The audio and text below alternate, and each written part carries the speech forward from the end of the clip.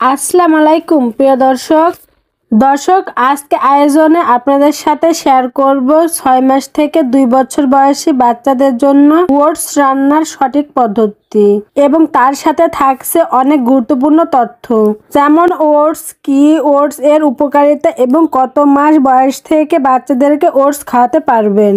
আপনাদের কাছে ছোট্ট একটি অনুরোধ থাকবে ভিডিওটি সম্পূর্ণ দেখার জন্য, কারণ পুরো ভিডিও জুড়ে তথ্যমূলক আলোচনা থাকবে।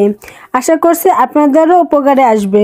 তো প্রথমে সরাসরি চলে আসলাম চুলায় একটা প্যান দিয়ে তার মধ্যে দিয়ে দিচ্ছি পরিমাণ অনুযায়ী ওটস।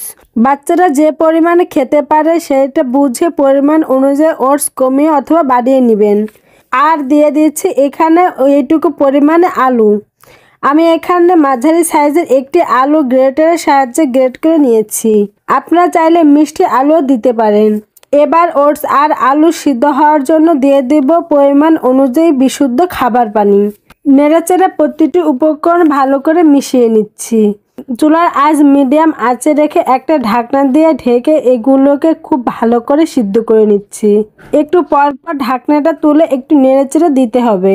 এই তো 4 থেকে 5 মিনিটের মতো রান্না করে নেওয়ার পরে দেখবেন খুব ভালো করে সিদ্ধ হয়ে গেছে এবং এর ঘনত্বটা এরকম হয়ে আসছে।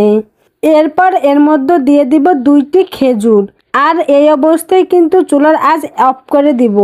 এরপর একটা ঢাকনা দিয়ে ঢেকে এগুলোকে 2 মিনিটের মতন রেখে দিব। আর 2 মিনিটের মধ্যে দেখবেন যে খাবারের গরমে খেজুরটা নরম হয়ে আসছে। এ পর্যায়ে আমরা একটা আলু ম্যাশের অথবা ডাল ঘুটনি দিয়ে সব কিছুকে খুব ভালো করে ঘুটে ম্যাশ করে নিব। দর্শক, আমি এর মধ্যে কিন্তু কোনো লবণ অথবা চিনি ব্যবহার করি নাই, যেহেতু খেজুর ব্যবহার করছি, তাই খাবারটা ন্যাচারালভাবেই মিষ্টি হয়ে যাবে। আর 1 বছরের নিচে বয়সী বাচ্চাদের জন্য লবণ অথবা চিনি ব্যবহার ডক্টররা নিষেধ করেন, কারণ এই বয়সে বাচ্চাদের কিডনি লিভার অপরিপক্ক অবস্থায় থাকে। তাই অতিরিক্ত চিনি বা লবণ বাচ্চাদের ক্ষতিকর প্রভাব ফেলতে পারে। তাই খাবারটি ন্যাচারাল উপায়ে মিষ্টি করে তুলতে হবে। তো এই যে খাবারটি ভালো করে ম্যাশ করে নিয়েছি। আপনার বাচ্চা যেভাবে খেয়ে অভ্যস্ত আপনারা সেভাবে খাবারটিকে ম্যাশ করে নেবেন।